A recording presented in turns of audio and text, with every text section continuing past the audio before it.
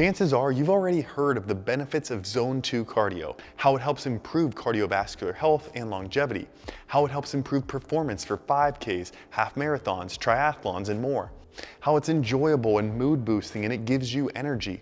But to get all of these benefits from Zone 2 cardio, you do have to do it the right way. So in this video, we're gonna show you exactly how to do Zone 2 cardio the right way. By the end of the video, you should have a good idea of how Zone 2 cardio should feel, what your heart rate should be, and how to set up your whole training week to include Zone 2 cardio. Let's go and dive into it. A good place to start might be, what exactly is Zone 2 cardio? Zone 2 cardio is defined based on the 5-zone heart rate model. Specifically, Zone 2 falls in between 60 and 70% of maximum heart rate. This means that you need to know your maximum heart rate in order to figure out what your Zone 2 heart rate zone is. There are actually 2 different ways you can use to find your maximum heart rate. Number 1 would be to estimate your maximum heart rate.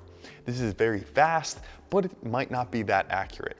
The quick estimate though for your max heart rate is 220 minus your age. So for example, I'm 29 years old, 220 minus 29 would give me an estimated maximum heart rate of 191 beats per minute. The much better approach though, if you have the time, is to actually do a max heart rate test. A common and well-studied protocol for finding your max heart rate is the Bruce protocol. The Bruce protocol involves increasing your speed and the incline of a treadmill in 3-minute stages. It's important that this is done in 3-minute stages so that way your heart rate has time to adjust to each level of exercise and come up accordingly. And don't worry, if your treadmill doesn't have a high enough incline to do this protocol, you can just max out the incline and keep increasing speed instead, and you'll get a similar effect. Just keep with those 3-minute stages and increase your intensity progressively. When I did this test, I actually got the exact same 191 beats per minute as the estimate, but I know that some people have been off by as much as 30 beats per minute one way or another. So I would encourage you to do a test and find your true maximum heart rate. Okay,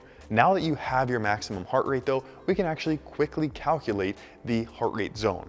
For example, in my case, 191 beats per minute, we would multiply that by 0.6 and 0.7. 191 times 0.6 would get us a lower end of 115 beats per minute. On the higher end, 191 times 0.7 would get us 134 beats per minute. This means that this is my heart rate zone.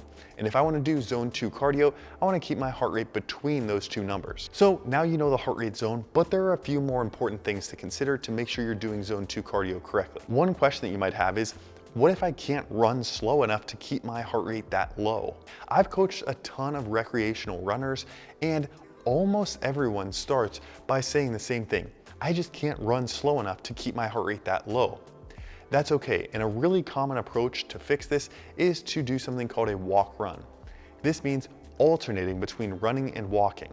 For example, if it takes 3 minutes or so for your heart rate to exceed the top end of Zone 2, then you would run for 3 minutes and walk for 1 minute. And you could just do this alternating back and forth between running and walking for whatever duration you have set for your run. So for example, you can do 40 minutes of running for 3 minutes, walking for 1 minute. That 1 minute walk again will bring your heart rate back down, and then you'll slowly bring it back up. It's important to note that your heart rate doesn't exactly have to fall within Zone 2 the entire time.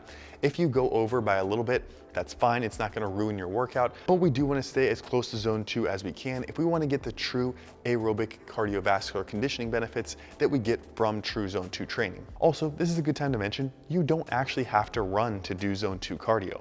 You can do any type of exercise modality that brings your heart rate up. You could ride a bike, you could swim, you could hike, you could do shadow boxing, you could do any type of cardio that brings your heart rate up into that zone and is able to keep it at a steady state. Okay, but another question you might be having is it really effective to train with that low of a heart rate? Shouldn't I go faster? And the truth is, yes, training with such a low heart rate really does work. Let's, for example, look at Boston qualifying marathon runners. On average, runners who qualify for the Boston Marathon train with 77 to 84% of their runs at a low intensity, relative to similar non-Boston qualifying runners training with only 36 to 43% of their runs at a lower intensity. This might be surprising, but yes, Boston qualifying runners actually run more of their runs at a lower intensity than non-qualifying runners. This allows them to run more weekly miles, around 40 to 46 miles per week compared to non-qualifying runners running 23 to 25 miles per week. Thanks to our running coach Carmen for this data. I'll link it in the description below. Okay, so what does all this actually mean to you? Because maybe you're just training for a 5K, or maybe you're training for a half marathon,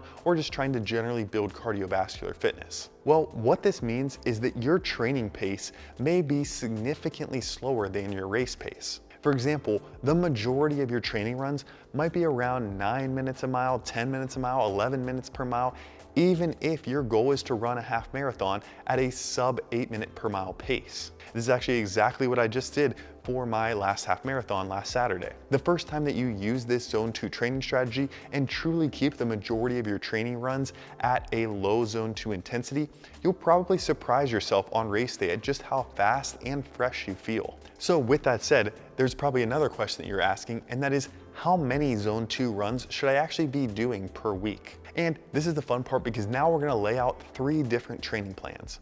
All right, so now let's go ahead and break down what a training week looks like, and we're gonna go through 3 different cases. Number 1 is a lower volume training week for someone who's just trying to build basic cardiovascular health, maybe finish a 5K or even a half marathon. Number 2 will be a moderate volume training program. This is for someone who wants to be a little bit more competitive and maybe go to the distance of a half marathon. And then number 3 will be a high volume training program, and this is for a competitive runner. Breaking down the low volume training program, we might just have 3 zone 2 cardio sessions around 45 minutes, all spread out throughout the week. We want to do about every other day to allow some recovery, and this is a pretty good way to get a base level of cardiovascular fitness. Moving up to the moderate volume plan, we're going to increase the total duration of the zone 2 cardio sessions, and we might even add an interval session. So for example, we might have 2 50-minute zone 2 training sessions within the week, a long 90-minute zone 2 cardio session on the weekend, and maybe even an interval session where we're doing 3 minutes on, 3 minutes rest, 5 minutes on, 5 minutes rest, or some similar protocol, and maybe that interval session is lasting a total of around 40 minutes. This moderate volume plan targets around 20 to 25 miles, or about 250 minutes per week. And this is a really good distance to be well prepared to take on a half marathon or place pretty well in your age group, maybe for a 5K. Lastly, we want to cover the high volume program, and this might be more of a plan that a competitive runner is following. This is going to target that 40 to 50 miles per week that we see a lot of Boston qualifying marathon runners running. Importantly, this isn't necessarily what you're going to do year round. Maybe you're just building up to this for the 12 weeks before a race, and you're doing maintenance mileage around 20 or 30 miles in the off season. But breaking down this high volume plan, you can see that there's 4 zone 2 sessions, with 3 of them being 75 minutes with a long 2-hour run on Saturday. We also have both a threshold run and an interval run throughout the week. Threshold run is usually when we're running at race pace or even slightly above race pace, maybe for 15 or 20 minutes, resting for a few minutes, and then going back to a race pace run. And I think this is actually a really important training strategy to incorporate as we're leading up to a race. Overall, I hope these weekly plans give you an idea of what your training week might look like based on your individual goal. Of course, if you work with a running coach, you can get this a little bit more individualized and personalized to you.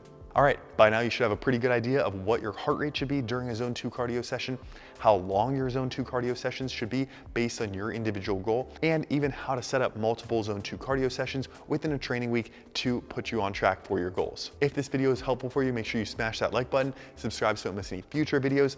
Leave me a comment below if you have any questions about training or if you have any advice for other runners. I'll leave links in the description below to some of our training programs, the running coach that I recommend, and also some of the running accessories that I like if you want to check any of those out. Thanks so much for watching, guys, and I'll catch you in the next one.